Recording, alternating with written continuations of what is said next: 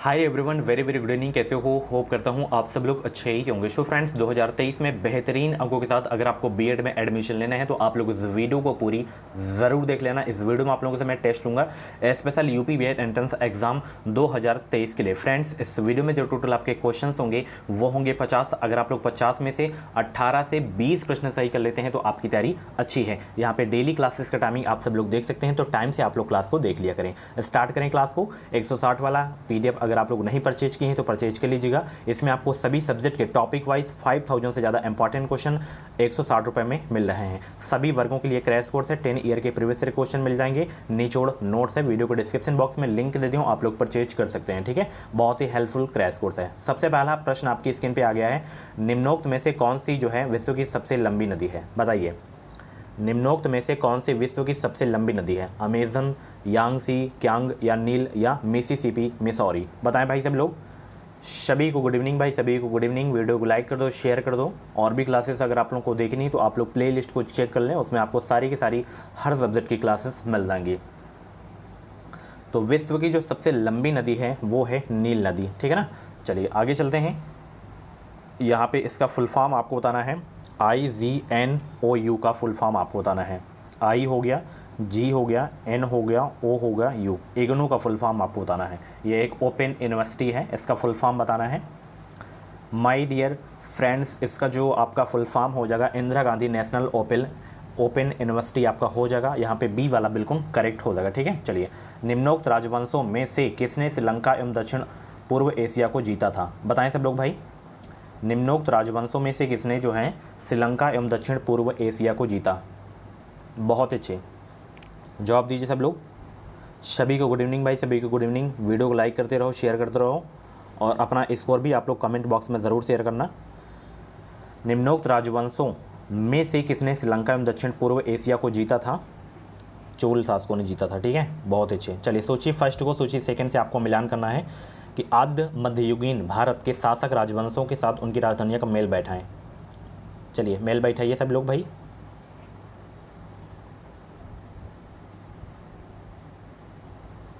बताएंगे सब लोग इसका आंसर क्या हो जाएगा?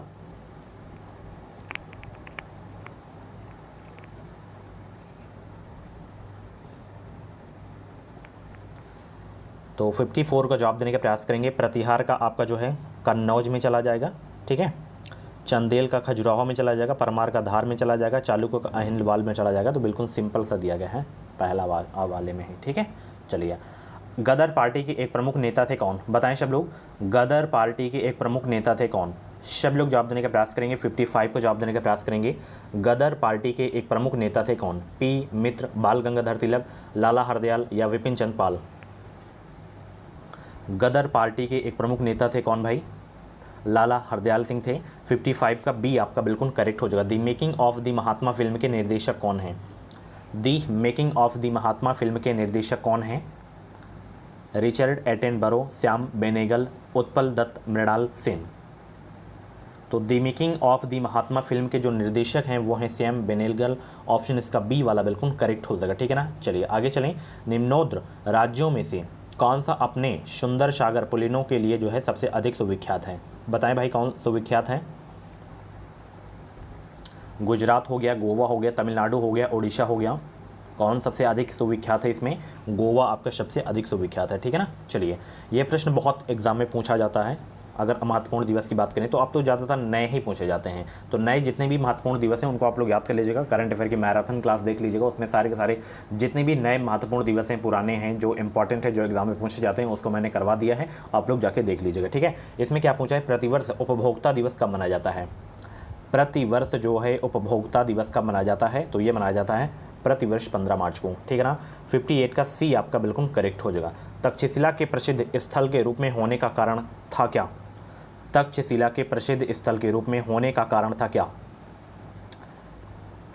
प्राचीन वैदिक कला, मौर्यकालीन कला, गांधार कला, गुप्त कला? गांधार कला हो जाएगा आपका इसमें। ठीक है, चलिए। भारत में प्रथम स्वर्ण मुद्राएं किसने चलाई? भारत में प्रथम स्वर्ण मुद्राएं किसने चलाई थी? 60 का जवाब देने का प्रयास करेंगे। बहुत अच्छे भाई। भारत में प्रथम जो है स्वर्ण मुद्राएं किसने चलाई थी? यूनानियों ने चलाई थी, ध्यान रखना, बहुत इंपॉर्टेंट क्वेश्चन है। अगले प्रश्न का जवाब देंगे, सती प्रथा को निरुत्साहित करने वाला मुगल सम्राट था कौन? बाबर या अकबर या हुमायूं या जहांगीर? बताइए सब लोग, सती प्रथा को निरुत्साहित करने वाला मुगल सम्राट था कौन? अकबर था, ठीक है ना। 51 का जो है आपका ए वाला बिल्कुल करेक्ट हो जाएगा, सॉरी सी वाला आपका बिल्कुल करेक्ट हो जाएगा, ठीक है। चलिए, मराठा राज्य का जो है दूसरा प्रवर्तक किसे माना जाता है? सभी लोग गोली की रफ्तार से इसका आंसर देंगे, जल्दी आप लोग आंसर किया करें, ज़्यादा समय मत लगा करें, प्रश्न को 2 बार पढ़ा करें, ऑप्शन को पूरा चेक किया करें, ठीक है, तब आप लोग आंसर दिया करें। तो मराठा राज्य का दूसरा प्रवर्तक किसे माना जाता है? राजा राम को माना जाता है। यहाँ पे ए वाला आपका बिल्कुल करेक्ट हो जाएगा, ठीक है ना। चलिए, अगला प्रश्न आपकी स्क्रीन पे आ गया है। सूची फर्स्ट को सूची सेकंड से आपको मिलान करना है, ठीक है। चलिए, मिलान करिए आप लोग, मिलान करिए आप लोग भाई, सभी लोग 63 का जवाब देने का प्रयास करेंगे। तो यहाँ पे अंतर जिखेड़ा का जो संबंध हो जाएगा पीलो शान से हो जाएगा, ठीक है। अहिच्छत्र का पंचाल से हो जाएगा, आलमगीरपुर का सैंधव सभ्यता हो जाएगा, कन्नौज का नगर महोदय श्री हो जाएगा। तो 63 का ए आपका बिल्कुल करेक्ट हो जाएगा, ठीक है ना। चलिए, आलमगीरपुर एक स्थल है सैंधव सभ्यता का, ठीक है ना। चलिए आगे चलते हैं। इसमें भी सूची फर्स्ट को सूची सेकंड से आपको मिलान करना है। मिलान करिए आप लोग, इसमें थोड़ा ज़्यादा है मिलान वाले प्रश्न, हालांकि इतने क्वेश्चन नहीं आएंगे मिलान वाले, ठीक है ना। तो कभी स्कोर आपका कम जाए तो डिमोटिवेट मत होया करें, ठीक है ना, क्योंकि एग्ज़ाम आपका बेहतरीन लेवल का आएगा, वो अपने हिसाब से बनाएंगे। 64 का जवाब दें। बस आप लोग अपना कर्म करते रहें, पढ़ाई करते रहें, आप लोग ज़्यादा से ज़्यादा प्रैक्टिस करते रहें, डेली जो क्लासेस होती हैं उन क्लासेस को देखना है। चलिए, और भी जीके में जैसे इंपॉर्टेंट टॉपिक्स बचे हुए हैं उनको मैं बहुत ही जल्द मैं कवर करा दूंगा। 64 का जवाब दें तब तक आप लोग। तो कौशाम्बी वत्स महाजनपद की राजधानी है, ठीक है ना। एंड कालसी, अशोक का 14वां शिलालेख हुआ था कालसी में। और सुल्तान जलालुद्दीन खिलजी की हत्या हुई थी कड़ा में। और शेरशाह की मृत्यु कलिंजर में। 64 का कौन सा सही हो जाएगा? ये वाला बी वाला सही हो जाएगा, ठीक है ना, नोट कर लीजिएगा आप लोग इनको। चलिए आगे चलते हैं। इसमें भी बस वही मिलान करना है आपको, कौन सा स्थल किससे संबंधित है आपको बताना है। कोयल का संबंध कुतुबुद्दीन ऐबक से हो जाएगा, काशी का अथर्वेश से हो जाएगा, खजुआ का जो है आपका औरंगजेब से, और गंडकुहार का चंदेल से हो जाएगा। तो 65 का बी आपका बिल्कुल करेक्ट हो जाएगा, ठीक है ना। चलिए, वर्ष 2011 की जनगणना के अनुसार उत्तर प्रदेश में मुख्य कर्मियों की जनसंख्या है कितनी? वर्ष 2011 की जनगणना के अनुसार उत्तर प्रदेश में मुख्य कर्मियों की जनसंख्या है कितनी? मुख्य कर्मियों की जनसंख्या यहाँ पे पूछी जा रही है, तो 4.46 करोड़ है, ठीक है ना। चलिए, सूची फर्स्ट को सूची सेकंड से आपको मिलान करना है। यहाँ पे 67 का जवाब देने का प्रयास करेंगे सब लोग। चंदावर मोहम्मद गौरी हो जाएगा, चुनार का आपका जो है शेरशाह सूरी, जौनपुर आपका जो है, एक मिनट, जौनपुर हाँ मोहम्मद गौरी हो जाएगा। एंड झांसी आपका जो है वीर सिंह बुंदेला हो जाएगा, ठीक है ना। तो यहाँ पे ए वाला आपका बिल्कुल करेक्ट हो जाएगा, ठीक है ना। चलिए,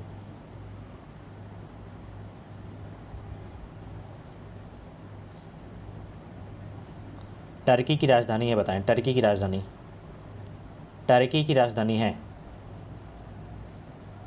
तो टर्की की राजधानी है अंकारा, ठीक है। आगे चलते हैं। किस दिन को विश्व जल दिवस के रूप में मनाया जाता है? बताएं सब लोग। महत्वपूर्ण दिवस से 2 प्रश्न आने ही आने हैं आपके एग्जाम में, इसीलिए कह रहा हूँ कि महत्वपूर्ण जितने भी दिवस हैं उनको आप लोग याद कर लीजिए, ये प्रश्न गलत नहीं होने चाहिए। हर वर्ष का नियम है, महत्वपूर्ण दिवस से प्रश्न आना है तो आना है। तो 22 मार्च को प्रत्येक वर्ष विश्व जल दिवस जो है मनाया जाता है, ध्यान रखना, ठीक है। 22 अप्रैल को पृथ्वी दिवस। बांग्लादेश की मुक्ति के समय पाकिस्तान के शासक कौन थे? बताएं सब लोग। बांग्लादेश की मुक्ति के समय पाकिस्तान के शासक कौन थे? 70 का जवाब देने का प्रयास करेंगे। बांग्लादेश की मुक्ति के समय पाकिस्तान के शासक कौन थे? याहा खान थे, ठीक है ना। बी आपका बिल्कुल करेक्ट हो जाएगा। इनमें से किस राज्य की लिंग अनुपात 1000 से अधिक है? बताएं उस राज्य का नाम जहां की लिंग अनुपात 1000 से अधिक है। तो ये है केरल राज्य की, ठीक है ना। चलिए अगला प्रश्न देखिए। हॉकी विश्व कप टूर्नामेंट 2018 कहाँ आयोजित हुआ था? ये आयोजित हुआ था आपका इंडिया में ही, अपने ही देश में, ठीक है। निम्नलिखित में से एक को छोड़कर सभी समुद्री तट भारतीय प्रायद्वीप के पश्चिम में है, वह अकेला कौन सा है? बताएं वो कौन सा है। 73 का जवाब देने के प्रयास करेंगे। निम्नलिखित में से एक को छोड़कर सभी समुद्री तट भारतीय प्रायद्वीप के पश्चिम में है, वह अकेला कौन सा है? तो वह अकेला है आपका मरीना, ठीक है ना। चलिए, बीबी का मकबरा कहाँ स्थित है? बताएं सब लोग भाई, बीबी का मकबरा कहाँ स्थित है?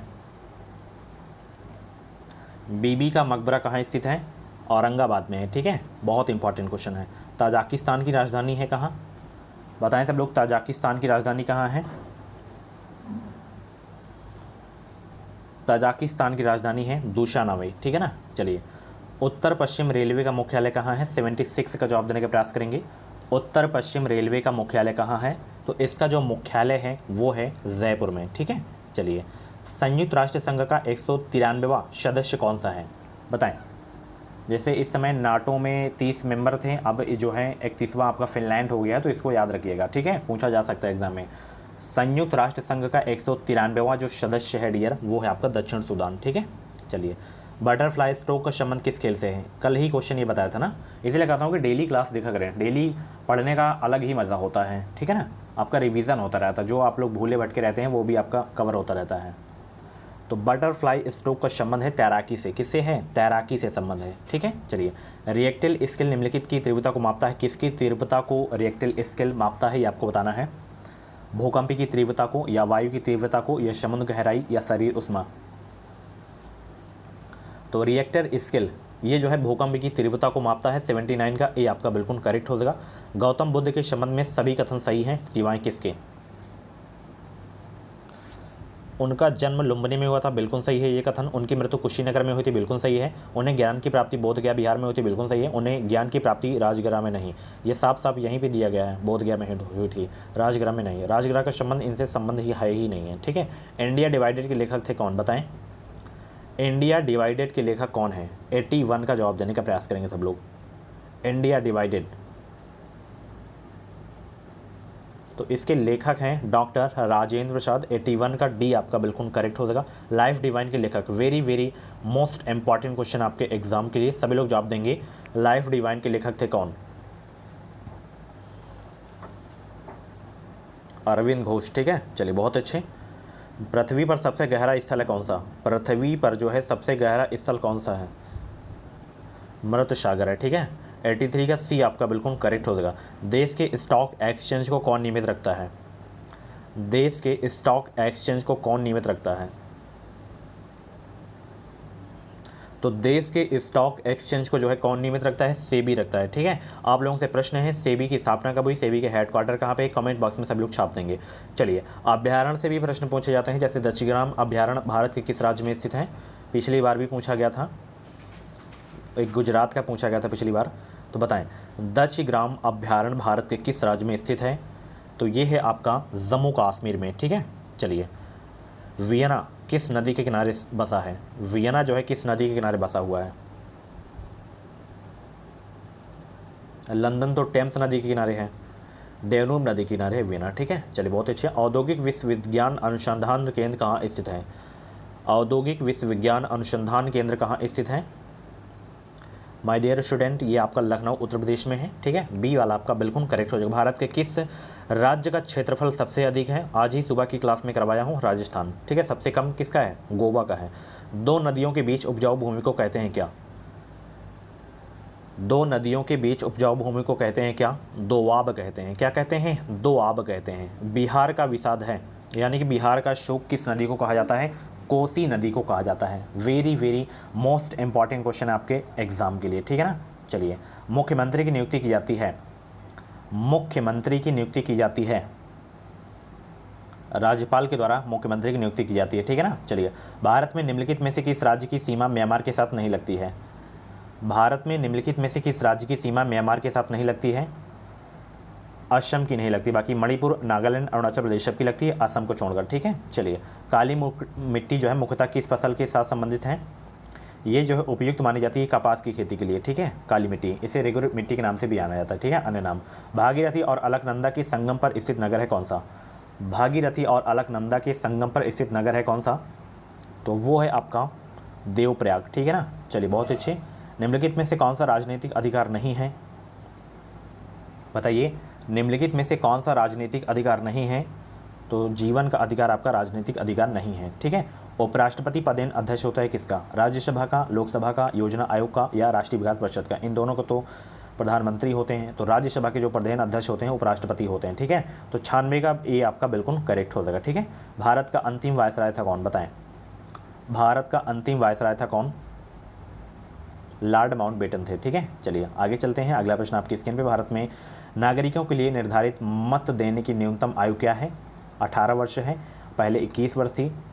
किस संविधान संशोधन द्वारा किया गया है, 61वें संविधान संशोधन इसे जो है किया गया है, ठीक है। 21 से 18 कर दिया गया है। निम्नलिखित में से कौन सा अधिकार जो है अभी भारतीय संविधान द्वारा एक मौलिक अधिकार के रूप में नहीं दिया गया है, बताएं वो कौन सा अधिकार है।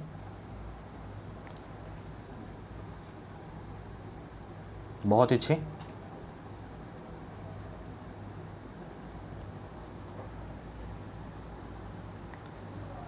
तो वो है आपका संपत्ति का अधिकार, ठीक है। चलिए बहुत अच्छे। शासन की एकात्मक पद्धति का लाभ है, शासन की एकात्मक पद्धति का लाभ है, दृढ़ राज्य आपका हो जाएगा, ठीक है। शो फ्रेंड्स, ये थी आज की क्लास। कैसी लगी क्लास कमेंट बॉक्स में अपना फीडबैक जरूर देना, और ऐसी ही डेली क्लासेस देखने के लिए एजुकेशन मिसाइल यूट्यूब चैनल को सब्सक्राइब करें। जो भी यूपी बीएड एंट्रेंस एग्जाम की अपडेट रहेगी वो अपडेट आपको सबसे पहले हमारे चैनल के माध्यम से देखने को मिलेगी। कुछ भी डाउट्स है तो इंस्टाग्राम आईडी की लिंक वीडियो को डिस्क्रिप्शन बॉक्स में दे दिया, आप लोग फॉलो करके वहाँ पे आप लोग हमें डीएम कर सकते हैं। और आज का स्कोर कितना गया कमेंट बॉक्स में अपना फीडबैक जरूर देना, ठीक है। और आज की ये क्लास कैसी लगी ये भी आप लोग बताइएगा। बाकी सुबह वाली दोपहर वाली क्लास नहीं देखे हो तो जाके देख लीजिएगा आप लोग, ठीक है। डेली आप लोग पढ़ाई अपनी करते रहें, ओके। चलिए मिलते हैं कल सुबह वाली क्लास में। Thank you so much, thanks for watching.